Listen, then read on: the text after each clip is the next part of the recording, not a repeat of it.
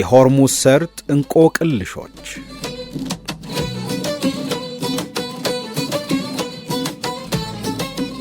በዓለማችን ላይ ካሉ እጅግ ጥቂት የባህር መተላለፊያ መስመሮች አንዱ ነው። ስፋቱ በጣም ጠባብ ቢሆንም የዓለምን ኢኮኖሚ አንቆ የመያዝ አቅም አለው። ይሄ ቦታ የሆርሙዝ ሰርጥ ይባላል። ብዙዎች የዓለም የኃይል መስመር ብለው ይጠሩታል።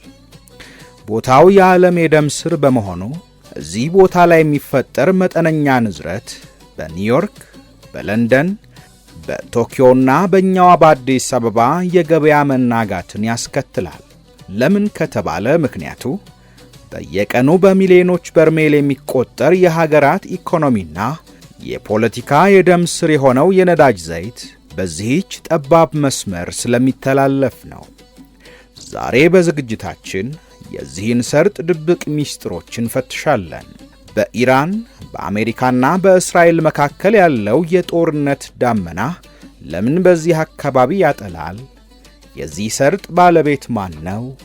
ሰርጡ ቢዘጋስ ዓለም ምን ትሆናለች? ለሚሉና ተያያዥ ጥያቄዎች ምላሽ ይዘናል። እስከ ዝግጅታችን ፍጻሜ ድረስ አብራችሁን ቆዩ።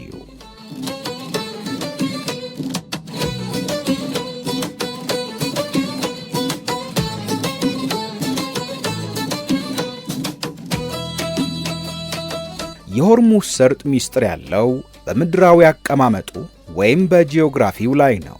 ይህ ሰርጥ የፋርስ ባሕረ ሰላጤን ከኦማን ባሕርና ከአረብ ባሕር ጋር የሚያገናኝ ብቸኛው በር ነው። ጠባብ የሚባለው የባሕር ሰርጡ ይዞታ ስፋቱ 33 ኪሎ ሜትር ሲሆን ትላልቅ መርከቦች የሚያልፉበት መስመር ወይም ሺፒንግ ሌን ስፋቱ ከ3 ኪሎ ሜትር አይበልጥም። ሚስጥሩ ግን ይሄ ብቻ አይደለም። በዓለም ላይ የሚመረተው የነዳጅ ዘይት ሲሶው 1/3 የሚያልፈው በዚህ ቦታ ነው። ይህ ማለት ሆርሙዝ ለኢንዱስትሪው ዓለም፣ ለትራንስፖርትና ለቴክኖሎጂ እድገት እንደ ደም ስር የሚያገለግል የኃይል ምንጭ መተላለፊያ መስመር ነው ማለት ነው። ይህን በር የዘጋ አካል የዓለምን ኢኮኖሚ ማሽመድመድ ይቻለዋል። የሆርሙዝ ትልቁ ሚስጥር ይህ ዓለምንና የኢኮኖሚ ሥርዓቷን አንቆ የመያዝ አቅሙ ነው። የሆርሙዝ ባለቤት ሀገር ማን ነው ለሚለው ጥያቄ ምላሽ እንስጥና እንቀጥል። ብዙዎች የሆርሙዝ ሰርጥ የኢራን ንብረት እንደሆነ ያስባሉ። እውነታው ግን ከዚህ ይለያል። እንደ ዓለም አቀፉ የባሕር ሕግ ሰርጡ በኢራንና በኦማን ግዛት የውሃ ክልል ውስጥ የሚገኝ ነው።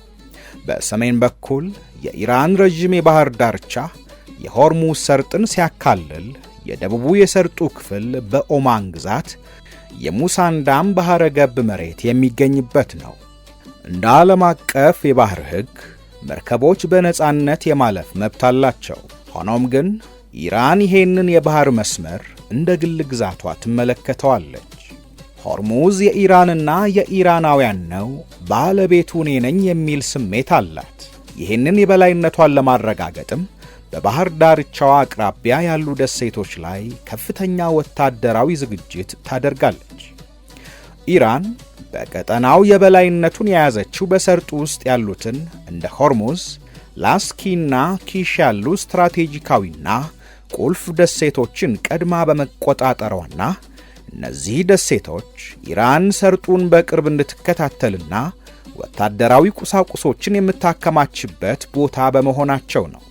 ኢራን ለዘመናት ያፈረጠመችው ወታደራዊ ጡንቻ አካባቢው ላይ የበላይ ሆና እንድትታይም ዕድልና አጋጣሚውን ፈጥሮላታልም ይባላል። የኢራን አብዮታዊ ዘብ IRGC የባሕር ኃይል በየቀኑ በሰርጡ የሚያልፉ መርከቦችን በራዳርና በፈጣን ጀልባዎች ይቆጣጠራል። ሰላማዊ ማለፊያ በሚለው ሕግ መርከቦች እንዲያልፉ ብትፈቅድም ከምዕራባውያን ጋር የፖለቲካዊ ግጭት ሲነሳ ግን ደህንነት እጠብቃለሁ በሚል ሰበብ መርከቦችን የማስቆምና የመፈተሽ ሥልጣን እንዳላት እየገለጸች ይሄንኑ ስትፈጽም መቆየቷም ይነገራል።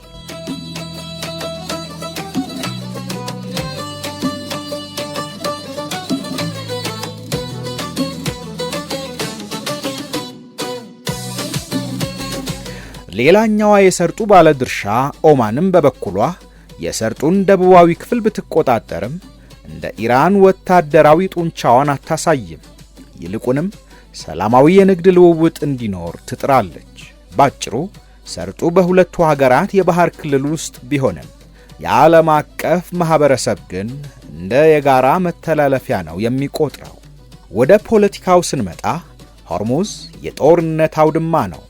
ለኢራን ሆርሙዝ የመጨረሻው ካርድ ነው። አሜሪካ ወይም እስራኤል በኢራን ላይ ጥቃት ሲሰነዝሩ ኢራን የምትሰጠው የመጀመሪያ ምላሽ የሆርሙዝ ሰርጥን መዝጋት መሆኑን ዓለም ተመልክቷል። አምስተኛው የአሜሪካ የባህር ኃይል የሰርጡን ደህንነት ለማስጠበቅና የነዳጅ ዘይት ፍሰቱ እንዳይቋረጥ በሚል ሰበብ ቤዙን ወይም መቀመጫውን ባህሬን ላይ አድርጎ ቆይቷል። እስራኤል ደግሞ የኢራን የኒውክሌር ፕሮግራም ስጋት ስለሆነባት ኢራንን ለመምታት ስታስብ ቀድሞ ዓይኗ ላይ የሚመጣው የሆርሙዝ ሰርጥ ነው። ኢራን በሰርጥ ውስጥ ፈንጂዎችን በመጣል ፈጣን ጀልባዎችን በመጠቀም ወይም ሚሳኤሎችን በመደገን መርከቦችን ማገት ትችላለች። ይሄ ደግሞ አሜሪካን በቀጥታ ወደ ጦርነት የሚጋብዝ ድርጊት ነው። ስለዚህ ሆርሙዝ ለሦስቱ ሀገራት የኃይል ማሳያ፣ የዛቻ ምንጭና የዓለምን ሰላም የሚወስን ምድር ሆኗል። ስፍራው ቁጥር 1 የዓለማችን የስጋት ቀጠና ዝርዝር ውስጥ የሰፈረ ነው ሊባልም ይችላል።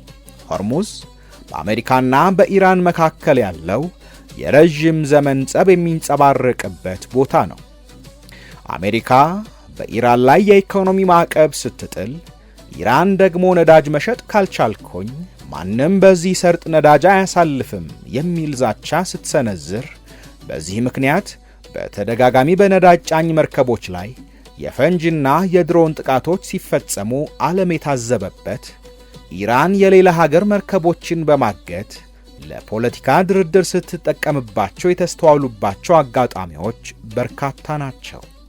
ሆርሙዝ ከአሁን ቀደምም የአስከፊ ግጭቶች ማዕከል በመሆን ዓለምን ያስጨነቀባቸው አጋጣሚዎች አሉ። የዛሬው ውጥረት በድንገት የመጣ አይደለም። ሆርሙዝ ለበርካታ አስርት ዓመታት የደም ምድር ሆኖ ቆይቷል። ለአብነት የታንከር ጦርነትን ማንሳት ይቻላል። በ1980ዎቹ በኢራቅ ኢራን ጦርነት ወቅት ሁለቱም ሀገራት የሌላኛውን ወገን የነዳጅ መርከቦች በሆርሙዝ ሰርጥ ውስጥ መምታት ጀመሩ። ይሄም አሜሪካን በቀጥታ ወደ ግጭቱ ያስገባት ኦፕሬሽን ኤርነስት ዊል የተባለውን ዘመቻ አስከትሏል። ሌላው በ1988 በኢራን አየር መንገድ በረራ ቁጥር 655 ላይ የተፈጸመው ጥቃት ነው። ይህ በታሪክ የማይረሳ ጥቁር ጠባሳን ጥሎ ለቀጠናውም የስጋት ምንጭ ሆኖ ነበረ። የአሜሪካው የጦር መርከብ በስህተት የኢራንን ሲቪል አውሮፕላን መትቶ በመጣል የ290 ሰዎችን ሕይወት ቀጥፏል። ይህ ክስተት እስካሁን ድረስ በኢራንና አሜሪካ ግንኙነት ውስጥ እንደ ትልቅ የቂም ምክንያት ሆኖ ይቆጠራል። በቅርብ ዓመታትም ቢሆን የሆርሙዝ ሰርጥ በነዳጅ ጫኝ መርከቦች ላይ የተፈጸሙ ፍንዳታዎችንና የድሮን ጥቃቶችን አስተናግዷል። እነዚህ ክስተቶች የሚያሳዩት አንድ ነገር ቢኖር ሆርሙዝ በትንሽ ክብሪት የሚቀጣጠል የባሩድ ቤት መሆኑን ነው።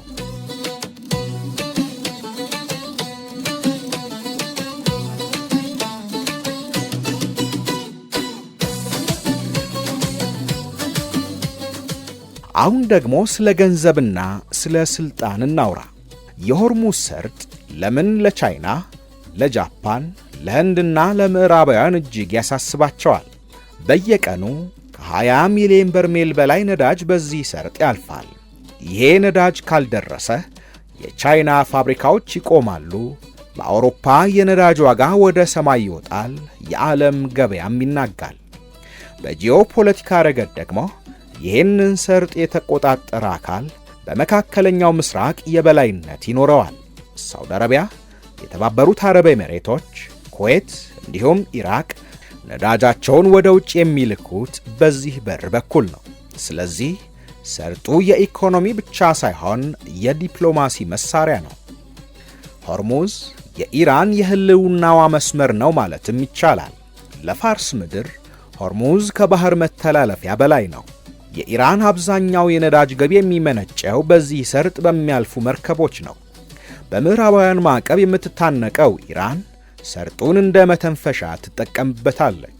የራሷን ነዳጅ ለቻይናና ለሌሎች ወዳጆቿ የምትልከው በዚህ በር ነው። ከጂኦፖለቲካ ፋይዳውም ረገድ ኢራን ሆርሙዝን እንደ መከላከያ ጋሻ ታየዋለች። እኔን ካጠቃችው የዓለምን ጉሮሮ ዘጋዋለሁ የሚል መልእክት ለአሜሪካ ለማስተላለፍ ሆርሙዝን ትጠቀማለች። የባህር ዳርቻዎቿን በሚሳኤል መጋዘኖችና በፈጣን ጀልባዎች በመሙላት የአሜሪካን የባህር ኃይል የበላይነትን ትገዳደርበታለች። ወደ ወቅታዊው ስጋት ስንመለስ ኢራን እስራኤልንና አሜሪካንን በገጠመችበት ጦርነት እስራኤል የኢራንን የኒውክሌር ጣቢያዎች ለመምታት በምታደርገው ጥረትና የኢራን የሚሳኤል ድብደባዎች ሆርሙዝን የጦርነቱ ቀዳሚ ሰለባ አድርጓታል። አሜሪካ ደግሞ የእስራኤልን ደህንነት ለመጠበቅና የባህር መስመሩ እንዳይዘጋ ለማድረግ የወታደራዊ ዘመቻው ዋነኛ ተዋናይ ሆና ቆይታለች።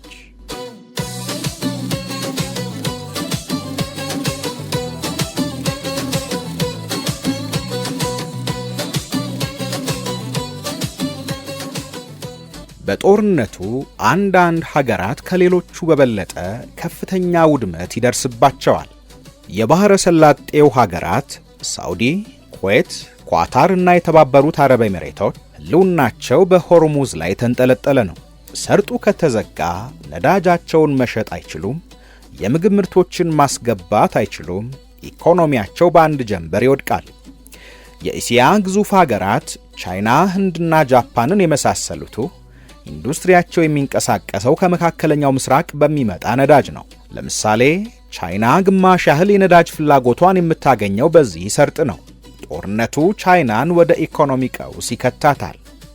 እንደ ኢትዮጵያ ያሉ ታዳጊ ሀገራት የጦርነቱ ገፈት ቀማሽ ናቸው። የነዳጅ ዋጋ በዓለም ገበያ ሲጨምር የትራንስፖርትና የሸቀጦች ዋጋ በሀገራችን ላይ ጣሪያ ይነካል። ይህም ለድሃ ሀገራት ከባድ ማኅበራዊ ቀውስን ያስከትላል። የሆርሙዝ ሰርጥ ከውሃና ከድንጋይ ያለፈ ትርጉም አለው። እሱ የሀገራት መተላለፊያ፣ የሃያላን መፋለሚያና የዓለም ኢኮኖሚ መተንፈሻ ነው። በአካባቢው የሚነሳ ማንኛውም ትንሽ ግጭት በቤታችን ያለውን የኑሮ ሁኔታ ሊቀይረው ይችላል። የሆርሙዝ ሰርጥ ተራ የባህር ውሃ አይደለም፣ የዓለም ኢኮኖሚ የልብ ትርታ ነው። ይህ ስፍራ የሰላም ድልድይ ሊሆን ሲገባው ዛሬ ግን የሃያላን ሀገራት የፖለቲካ ቁማር መጫወቻ ሆኗል። ኢራን ይሄንን ቁልፍ በእጇ ይዛ ዓለምን ተጠንቀቁ ትላለች። ዓለም ደግሞ ስጋት በሞላበት ዓይን ወደ ሰርጡ ይመለከታል። አበቃን።